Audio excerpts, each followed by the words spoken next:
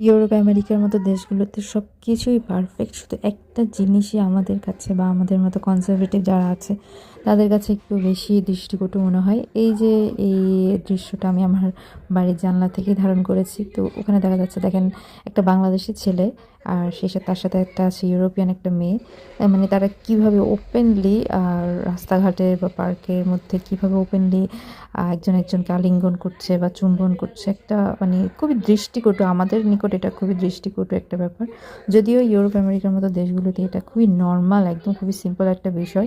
আর তার চেয়ে বড় আতঙ্কের বিষয় হচ্ছে, আপনি এই বয়সে একটা নির্দিষ্ট সময় পরে আপনি আপনার সন্তানকে এগুলোর জন্য কোনো শাসনও করতে পারবেন না, এবং ওরা যেটা করে সেটাই আপনাকে মেনে নিতে হবে।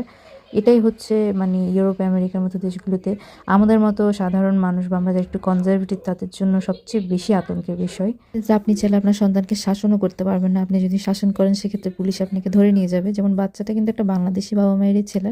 খুব অহরহ ঘটনা ঘটছে বাংলাদেশি কমিউনিটি, তাদের সন্তানরা মোটামুটি অবাধ্যই।